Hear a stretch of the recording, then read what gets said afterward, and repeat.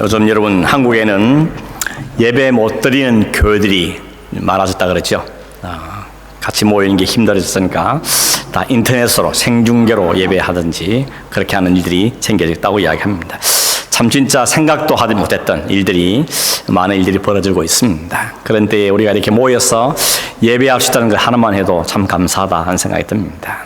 예배할 수 있는 자리에 와서 예배할 수 있고 또 건강히 그래도 따라줘서 예배할 수 있고 여러 가지 여건이 주어서 예배할 수 있는 것만 해도 하나님 참 감사하다는 생각을 예배하면서 다시 가지게 되어집니다. 오늘 우리는 성찬식을 가지게 될 텐데 기독교 예식 가운데 아주 중요한 예식을 들라 그러면 여러 가지 있겠지만 그중 하나가 세례식이고 또 성찬식이다 이렇게 말할 수가 있겠습니다.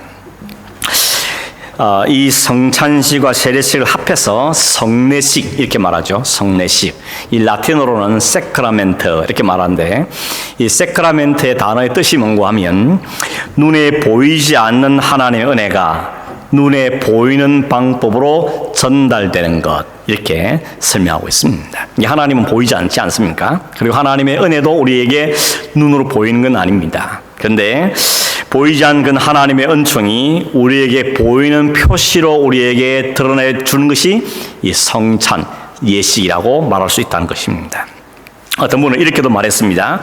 성경은 눈에 보이지 않는 복음이고 성찬은 눈에 보이고 손에 잡히는 복음이다. 이렇게 이야기한 것도 볼 수 있습니다. 이 성찬이라는 것이 우리에게 굉장한 의미가 있는 것이다 라고 이야기하는 것입니다.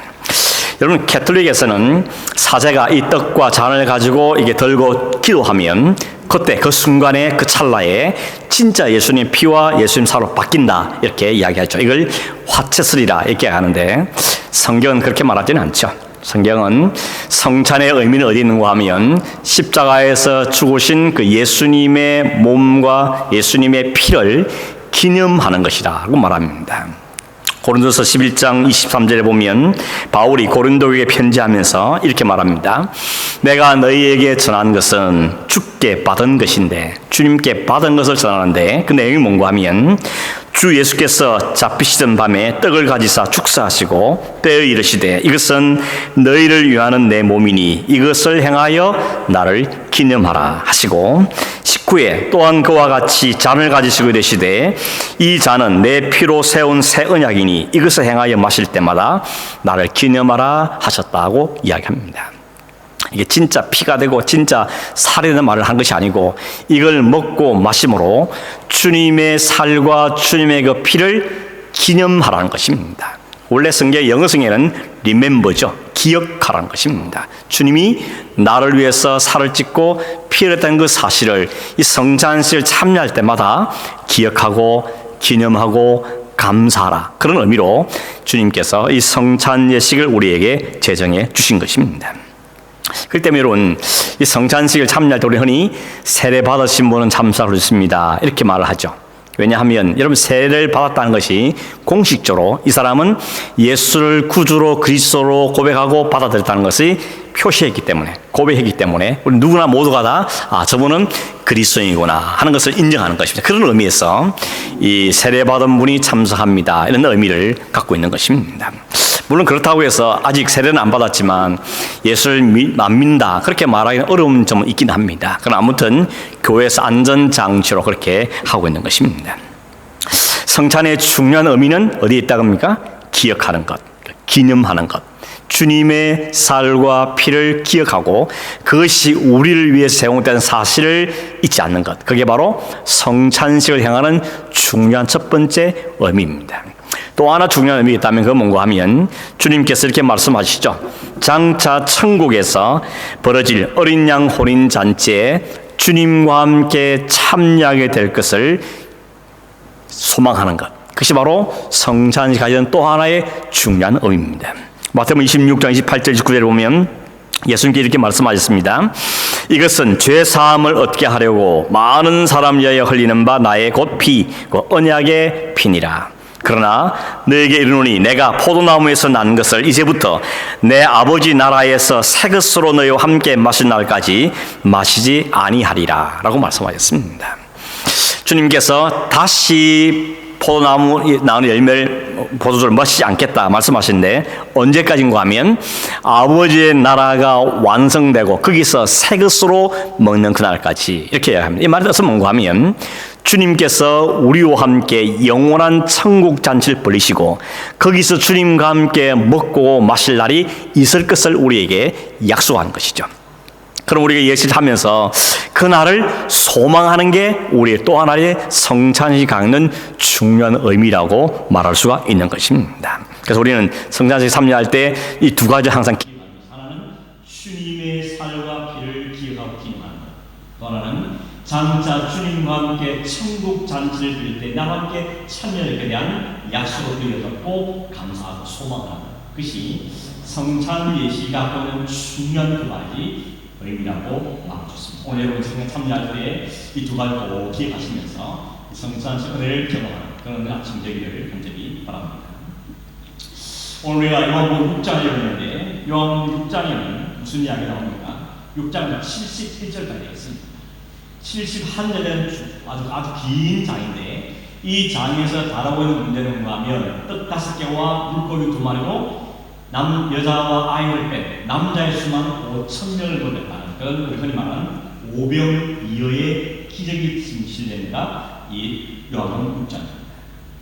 신약 성경 사복음서를 읽어보면 마태, 마가, 누가, 요한을 보면 예수님께서 행하신 기적 가운데 이 네모에 다 나와 있는 기적이 딱 하나 있습니다. 뭐겠습니까? 아버지님이 담겨졌죠? 오병이어의 기적. 이게 사복음서에 다 기록되어 있습니다. 그렇다면 이게 굉장히 중요하기 때문에 기록했겠다 하는 걸 이미 우리가 짐작을 할 수 있습니다. 반대로 우리가 금방 성찬식 이야기, 이 성찬식 마지막 주님께서 하신 이 최후의 만찬한 기록은 마태, 마가, 누가복음에는 있는데 요한복음에는 없습니다. 왜 없을까요? 덜 중요하기 때문에 라고 말할 수는 없죠. 성찬식 금방 이렇게 중요한 의미를 갖고 있는데 왜 요한복음에는 이 구절이 없을까? 이런 생각이 듭니다. 근데 여러분 놀라운 것은 뭐냐면 다른 복음서와도 이 성만찬이 갖고 있는 중요한 의미를 가장 자세하게 상세하게 많은 분량으로 강조하고 있는 게 요한복음. 그것도 우리가 요한복음 6장에서 찾을 수가 있습니다. 그런데 우리 요한복음 6장에 있는 오병이어 기적은 어떤 교훈을 많이 받는가 하면 어린아이가 작은 도시락 자기 점심을 주님께 드렸더니 주님께 그 도시락을 갖고 수많은 사람을 먹이는 놀라운 기적을 베푸셨다. 그러니 우리의 적은 것을 주님께 드리면 주님께서는 많은 것으로 베푸시는 분이다. 이런 교훈을 받기도 하고 또 하나는 주님은 우리의 영적인 구원을 하실 뿐만 아니라 우리의 필요로 채우시는 육신의 필요로 채우시는 분이시다 하는 교훈도 받습니다. 또 어떤 사람들은 주님께서 바쳐지면 그것이 얼마나 놀라운 길을 가지는 것을 통해서 우리의 헌신을 강조하고 또 교훈하기도 하는 것입니다. 이런 교훈들을 이 본문에서 찾아볼 수가 있습니다. 그러나 6장 전체를 쭉 읽어보면 사실 주님께서 이 사건을 통해 우리에게 말씀하고 싶은 진짜 중요한 의미는 다른 데 있다고 볼 수 있습니다. 마태, 마가, 누가, 요한은 그냥 오병이어에서 있었다더라 5,000명 먹고 12망이 남았다더라 이런 사건만 쓰면 끝나지만 이 요한복음에는 71절을 걸쳐서 그 사건이 갖고 있는 진짜 의미가 뭔지 이 사건을 진짜 주님이 말씀하고 싶은 게 뭔지를 주님이 친히 우리에게 설명해 주십니다. 그걸 요한이 바로 기록해서 이 요한복음에다 담아놓은 것입니다. 결론은 말씀드리면 이미 짐작하시겠지만 이 오병이어의 기적은 예수 그리스도의 죽음을 통하여서 우리에게 당신의 살과 당신의 피를 제공하심으로 우리를 구원하시는 그 놀라운 역사. 그렇게 해서 천국 백성을 삼으시고 그 하나님의 천국 백성이 주어진 복이 얼마나 엄청나고 풍성한지를 우리에게 가르친 것이 이 기사가 보는 중요한 목적이라고 말할 수가 있는 것입니다. 여러분 흥미로운 걸 보면 5,000명 먹고 난 다음에 12강주가 남았다고 했죠. 왜 남았을까요? 주님께서 계산을 잘못해가지고 너무 오버해가지고 너무 많이 빼버려갖고 오버했다. 그럴 수는 없는 거죠. 저희 그렇지는 않습니다. 왜 이렇게 12광주는 남기게 하셨을까? 그게는 하나님이 베푸신 구원의 풍성이 얼마나 놀랍고 풍성한 걸 우리에게 설명합니다. 여러분, 떡을 떼어 나누시면 어떻게 먹었다고 했죠? 다 배불리 조금씩 확실하게 나누는 게 아니고 다 먹고 싶은 만큼 풍성히 먹어도 불구하고 이렇게 많이 나누는 것입니다. 이게 구원이 가진 천국 백성의 천국 삶의 놀라운 풍성한 은혜라는 사실을 주님 우리에게 이야기해 주는 것입니다. 그저 구원한 정도는 아니고 그 구원이 갖고 있는 그 풍성이 얼마나 놀라운지를 주님 우리에게 설명해 주기를 원하신다고 볼 수 있는 것입니다. 그래서 여러분 이 비유는, 이 기적은 단지 헌신과 혹은 주님께서 우리의 필요를 채우시는 이런 경우도 있겠지만 진짜 중요한 것은 이 베세다 들판에서 주님이 보여주신 성만찬의 상당히 중요한 사인이라는 것을 알게 될 것입니다. 조금 더 설명을 드려보는데 4절에 보면 이런 말씀이 있죠. 마치 유대인의 명절인 유월절이 가까워지라. 6월절 때 이 기적을 행했다는 것을 알 수 있습니다. 여러분 6월절은 뭔지 아시죠? 이스라엘 백성들이 자기를 지키는 명절 가운데 참 중요한 명절이 6월절입니다. 6월절 아시다시피 이스라엘 백성들이 출애하고 있는 날 밤에 모든 처음 태어난 것을 하나님의 저성 사단에 다니면서 죽이는데 그때 유일하게 집에 피가 발려있는 집만 패스하는 거죠. 그래서 우리가 6월절을 패스오버라고 하죠. 지나갔다는 겁니다. 저주와 사망과 심판이 건너갔다, 지나갔다는 것입니다. 이날은 이스라엘 백성의 놀라운 구원의 날인 것입니다. 하필 이날 주님께서 이 기적을 행하신 데는 의미가 있는 것입니다. 이 바로 이 주님의 구원과 왕이라는 것을 우리에게 힌트하는 것이라고 이런 말할 수가 있는 것입니다. 여기 여러분 베시다 들판에서 떡을 나눠줄 때 주님의 모습과 예수님 마지막 만찬을 할 때의 모습이 너무 일치하는 걸 아십니까? 오늘 11절에 이렇게 되어 있죠. 예수께서 떡을 가져서 축사하신 후에 앉아있는 자들에게 나눠주시고 물고기도 그렇게 그들의 원대로 주시니라. 이게 11절 말씀입니다. 근데 마태복음 26장 26절에 보면 최후의 만찬, 마지막 만찬의 모습을 이렇게 말합니다. 그들이 먹을 때에 예수께서 떡을 가지사 축복하시고 떼어 제자들에게 주시며 이르시되 받아 먹으라. 이것은 내 몸이니라 하십니다. 여기 베세다 들판에서 떡을 떼준 장면과 다른 성경에 말하고 있는 예수님 최후 만찬 때 떡을 떼는 모습이 그대로 놀랍게 일치하는 것입니다. 그건 뭘 이야기합니까? 바로 이 오병이의 기적이 예수님의 최후의 만찬을 그대로 보여주는 그 의미라는 소리가 알 수가 있습니다. 여기 떡을 깼다는 거죠. 떡을 떼서 나눠줍니다. 우리가 그래서 우리 교회에서 성찬을 할 때마다 떡을 찢고 뜯어서 나누는 오늘은 물론 그렇지 않습니다. 오늘은 좀 위생을 생각해서 바이러스가 더 신경 써서 많으니까 미리 다르게 잘라버렸습니다. 아무튼 이 떡을 뜯는다 혹은 찢는다 말은 그 단어는 바로 이 찢어내는 것입니다. 몸에서 뜯어내는 것, 찢어내는 것, 완전 벗겨지는 것, 그걸 의미로 떡을 뗀다는 의미입니다. 여러분 이 떡은 뭘 상징하죠? 예수를 상징하죠. 예수님께서 우리의 구원에서 자신의 눈이 완전히 뜯겨나는, 찢겨지는 그것을 의미하는 대로 보시는 것입니다. 이 500명의 기적이 있었는 바로 다음 날 사람들이 예수를 또 찾아다닙니다. 여러분 가브나움에서 예수를 만납니다. 그러면 이렇게 묻죠. 선생님 언제 오셨습니까? 예수님 그랬죠. 너희들이 나를 찾는 까닭이 뭐냐? 배부른 것 때문이지. 너희들이 배가 부르니까 또 배불려 달라고 나 찾아온 거지. 라고 주님께서 지적하십니다. 그러면서 이렇게 말하죠. 그러나 그때 먹은 떡으로 너희 산 것이 아니고 하늘로 내리는 생명의 떡을 먹어야 너희 살게 될 거다. 라고 말씀합니다. 그때 사람들이 이러죠. 주님 그러면 그 떡 우리 주십시오. 그 떡도 우리에게 주십시오. 라고 요청했습니다. 그때 예수님이 이렇게 말씀하십니다. 오병이어 기를 때 너희에게 떼어 나눠준 그 떡이 바로 생명의 떡을 상징합니다. 그 떡이 바로 나다. 내가 너희에게 진정한 생명의 떡을 주시고 오시는 그 생명이라고 주님께서 말씀하십니다. 결국에 보면 결국 이 오병이의 사건은 예수 그리스도께서 자기 자신을 설명하는 사건이라고 주는 것이죠. 53절에 보면 이렇게 되어 있습니다. 내가 진실로 너희에게 이르노니 인자의 살을 먹지 아니하고 인자의 피를 마시지 아니하면 너희 속에 생명이 없느니라. 내 살을 먹고 내 피를 마시는 자는 영생을 가졌고 마지막 날에 내가 그를 살리니 내 살은 참된 양식이요 내 피는 참된 음료로다. 이런 구절이 마테마가 무에 없는 겁니다. 그냥 떡 뺐다, 오천명이 먹었다, 남았다. 그로 사건은 끝났지만 요한복음에는 예수님이 친히 설명하셔서 요한이 그대로 옮겨놓고 이 오병이어 시작했던 기적이 결국은 예수님 십자가와 자신의 살과 피를 의미하는 사건인 것을 주님이 친히 설명한 것을 기록하고 있습니다. 그럼 이런 요한복음에는 다른 복음서에 있는 것처럼 최후의 만찬 얘기는 없지만 이 사건을 통해서 이 주님은 충분히 우리에게 설명하십니다. 주님이 이 땅에 오신 진정한 생명의 떡이요 생명수인 것을 그래서 지금 말합니다. 내 살을 먹고 내 피를 마시지 않으면 그것을 생명이 없고 내 살을 먹고 내 피를 마시는 자가 그 안에 생명이 있다고 분명하게 말씀하고 있는 것입니다. 그럼 여러분 누구든지 예수님의 몸을 받아 먹고 예수의 피를 받아 마시는 자가 그 안에 생명이 있는 자입니다. 이것이 성찬에 참여하는 중요한 의미하고 말할 수가 있는 것입니다. 우리가 어떻게 자신을 나가야 됩니까? 주님, 이것이 주님의 몸입니다. 이게 주님의 피입니다. 주님의 몸과 피를 내가 먹고 마시고 주님의 죽으심에 참여하고 주님의 그 부활의 능력이 나에게 임하게 됩니다.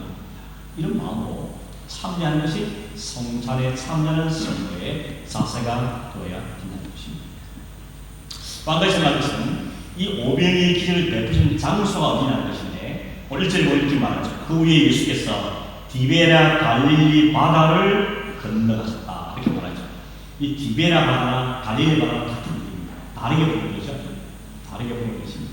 왜 디베라 보는 하면 그 당시 로마 총독 이름이 티베리우스였는데 그 티베리우스에게 잘 보이려고 일일이 그에게 아부함하고 갈릴리 바다를 다르게 이름 붙여서 디베라 바다를 부르기 시작합니다. 그럼 이 디베라 바다가 의미하는 뭐가 하면 여러분 성경의 주로 학자들이 말하는 것처럼 성경에 나오는 바다는 많은 경우에 세상을 상징하거나 혹은 죄와 사망을 상징하는 많이 됩니다. 바다에 몸이 올라오고 이런 것들이 있죠. 가뭄이 피가 되고 이런 것들을 이야기할 때 그런 것들이 세상을 의미할 때가 참 많습니다. 더군다나 디베라 바다라는 것은 힘과 권세를 상징하는 세상으로 주님이 지금 비유하고 계신 것입니다. 그래서 예수님 굳이 세상 그 바다를 건너가서 그 바다를 건너온 자들에게 이 기적을 행하신 것은 뭘 의미하겠습니까? 세상으로부터 건너온 자, 세상으로부터 부름을 받은 자들, 이들이 바로 하나님의 성찬에 참여하는 자들이라고 했습니다. 여러분, 유대인들 옛날에 뭐라고 하면 히브리인이라고 그러죠. 히브리 뜻이 뭔가 하면 건너왔다는 것입니다. 강을 건너왔다. 죽음의 강을 건너오고 사망의 강을 건너온 자들, 그들이 바로 성도라는 것입니다. 그래서 성도가 이 성찬식의 성만찬에 참여할 수 있음을 우리에게 말씀하고 있는 것입니다. 그 다음에 바다를 건넌 다음에 어디를 갔다 건너면 산으로 갔다 건너면 산. 성경에 또 산은 어떤 의미를 갖고 있는가 하면 시온산, 무슨 호렙산 혹은 시내산 이런 산들이 다 하나님의 영광이 나타나는 장소로 의미하고 있습니다. 주님을 만나는 장소, 하나님의 영광이 나타나는 장소를 의미하는 것이죠. 그리고 연결해보면 세상의 바다를 건너서 하나님의 영광의 임자리에 들어간 사람들, 그들이 바로 주님의 부르심을 받아서 주님의 살과 피를 경험하는 성도라는 것을 이야기하는 것입니다. 그리고 이 성자를 참여하는 바로 주님의 은혜를 입은 자들인 것을 우리에게 말씀해주고 있는 것입니다. 또 한 가지 10절에 보면 예수님이 그들을 앉게 했습니다. 또 오치민은 한 사람 앉았는데 어디 앉았는가 하면 잔디에 앉았다고 말합니다. 마가복음 6장에는 푸른 잔디에 앉았다 이렇게 말합니다. 그 푸른 자리에 앉은 자들에게 주님은 떡과 물건을 먹이시는 것이죠. 뭐가 인생이 되십니까? 주님은 우리의 목자가 되셨어. 우리를 푸른 물밭으로 쉴만한 물가로 인도하셔서 우리를 배불리 먹이시고 풍성히 먹이시는 것이 이 그림에서 우리에게 연상할 수가 있는 것입니다. 여러분 이런 질문 할 수 있죠. 아니 주님이 우리의 목자가 되시고 우리를 책임지는 분이시면 왜 우리 인생이 이렇게 고달프냐, 왜 우리에게 어려움이 많은가, 이런 질문들을 쏟아낼 때가 참 많이 있을 겁니다. 더군다나 10편 23편에 보면 여호와가 나의 목자시니 내가 부족함이 없습니다 이렇게 다윗이 고백했죠. 그런데 부족함이 없다고 해놓고 그 뒤에 보면 이렇게 말이 나오죠. 내가 사망의 음침한 골짜기를 다닐지라도, 이런 말이 나옵니다. 주님이 나의 목자가 되시면 음침한 골짜기 안 가고 항상 푸른 초장만 갔으면 좋겠는데 그렇지 않더라는 것이죠. 우리 인생 가운데 사망의 음침한 골짜기 같은 것도 통과할 때가 있다는 것입니다. 근데 중요한 건 뭔가 하면 그때도 우리 혼자 가게 두는 게 아니고 주님이 앞에 서서 가시고 주님 우리 가운데 계시며 우리를 지키고 보호하신다는 겁니다. 그래서 이렇게 말하죠. 내가 사망의 음침한 골짜기를 다닐지라도 해를 두려워하지 않을 것은 주께서 나의 지팡이와 막대기로 나를 안위하시기 때문입니다. 이렇게 고백하는 것입니다. 이게 성도입니다, 여러분. 그래서 세상 사람들은 거기에 대해서 이해를 잘 못하는 것이죠. 그냥 보니까 별로 못 살아 보이고 고통스러워 사는데 무슨 저게 기독교이냐 할지 모릅니다. 그러나 우리는 아는 겁니다. 우리가 이런 삶 가운데 간다 할지도 우리를 지키시고 보호하는 분이 계시다는 것이죠. 오래전에 KBS에서 다큐멘터리가 방영됐는데 거기 이런 게 있었습니다. 티벳 고원, 그 티벳 고원 지대가 해발 한 6,330m 정도 된답니다. 6,330m가 얼마나 높은지 잘 판가름 안 되시죠? 한국의 남쪽에 제일 높은 산이 한라산입니다. 한라산 높이가 얼마인지 아십니까? 국민학교 잘 다니셔야 되는데 제가 이렇게 배웠습니다. 한번 구경 오십시오. 1950m입니다. 이게 1950m에 6,300m면 거의 3배가 넘는 거죠. 이게 굉장히 고온지대입니다. 밤이 되면 예사로 영하 20도 아래로 떨어진다는 겁니다. 그런데 취재진들이 그 티벳 고원을 취재를 하러 갔는데 밤이 됐는데 다들 잠자리에 들고 나니까 한 사람이 이불 하나 들고는 밖으로 나가더라는 겁니다. 이 추위에 어디 가냐고 물어봤더니 양들이 지금 들판에 있기 때문에 그 양들과 함께 자기 위해서 모포 하나 들고 거기를 간다는 것입니다. 영하 20도 떨어진 그 추위 속에서도 그 양들을 지키기 위해서 목자들이 교대로 밤을 지키러 양들과 같이 자면서 양들을 지키는 그런 장면이 거기에 방영된 적이 있습니다. 그게 목자의 마음인 것이죠. 목자는 추위에도 불구하고 내 양들을 지켜내기 위해서 그들 가운데 함께하는 것이 목자의 모습인 겁니다. 여러분, 그 목자는 너무 추우면 집에 올지도 모릅니다. 그렇죠? 혹은 사나운 맹수가 나타나면 힘을 못 이겨서 도망칠지도 모릅니다. 그러나 우리의 목자 되신 주님, 우리의 목자는 그 주님은 한 번도 쉬지 않고 졸지도 않고 우리를 포기하지 않고 언제나 우리와 함께 하시는 그 주님이신 겁니다. 다윗이 그 주님을 알았기 때문에 그렇게 고백하는 거죠. 내가 부족함이 없습니다. 설사 내가 사망의 엄청난 골짜기로 간다 할지라도 여전히 주께서 나의 목자가 되시고 여전히 주께서 나와 함께 하시며 나를 먹이시고 배불리시며 나를 살리실 분이기 때문에 나는 감사합니다 하는 고백을 할 수가 있었던 것입니다. 여러분, 사실 제가 성장식 할 때만 느끼는 건데 여기는 떡이나 이 포도주가 별로 맛이 없죠. 별로. 그렇죠? 그렇지 않습니까? 이건 먹고 배가 부르는 것도 아니고 한 잔 마시고 나면 기분이 좋다니 그것도 아닌 것 같습니다. 아마 술 좋아하시면 이거 요거 마시면 집에 감질나서 못 살 겁니다. 그런데 여러분, 우리 앞에 닥친 이 떡과 포도처럼 어쩌면 세상 사람들이 보기에 우리의 삶은 별로 빛이 내 보이고 저게 무슨 대단한 그가 하는 생각이 들지도 모릅니다. 그러나 우리 예수에 참여할 때 이 떡과 잔을 마시면서 우리 인생이 비록 험난해 보이고 고달프 보이고 가난해 보인다 할지 몰라도 주님은 우리에게 풍성함을 주시는 분이시고 영원한 나라에서 완전한 풍성함을 주실 분이라는 것을 우리가 기억하기 때문에 주님, 내가 여전히 오늘 삶에 힘들고 어려운 삶을 산다 할지라도 주님 내게 약속이 있고 소망이 있고 그 주님이 변함없이 나와 함께하면서 이 예수를 지키면서 확인하면서 하나님께 감사합니다. 내가 주님 한 분만으로 만족할 수 있습니다. 감사할 수 있습니다. 이 고백을 감히 하게 되는 것입니다. 요한복음 21장에 보면 예수님이 십자가 사건 이후에 디베랴 바닷가에서 베드로와 제자들을 다시 만나죠. 그리고는 그들 부르십니다. 떡을 줍니다. 물고기를 줍니다. 성찬식 다시 하는 거죠. 떡을 구워주고 물고기를 다시 주면서 내가 너희를 사랑한다고 주님이 확인해 주십니다. 그리고는 그들에게 말씀하시죠. 이제 너희들이 내 양을 먹여라. 내 양을 치라고 말합니다. 이 내 양을 먹여 내 양을 치란 말은 목회하란 말이보다는 주님의 이 보심과 이 주님의 은혜를 전하라는 의미를 담고 있는 것입니다. 베드로에게 이렇게 말씀하죠. 지금까지 네가 가고 싶은 간지 모르지만 이제는 네가 내가 이끈 대로 살게 될 거다라고 말씀하십니다. 그 길이 네가 생각지 않은 길일지 몰라도 내가 너와 함께하는 길이고 너를 인도하는 길이니 염려하지 말고 이 길을 걸으라고 주님께서 약속했습니다. 그리고 내가 마련한 천국 잔치에 너를 이끌겠다고 주님께 그에게 약속해주고 계시는 것입니다. 말씀 뵙습니다. 여러분, 오늘 우리가 성찬제를 하면서 이 성찬을 받아 먹을 텐데 이걸 받아 먹는다는 것은 주님의 살과 주님의 피에 참여하는 것이 의미입니다.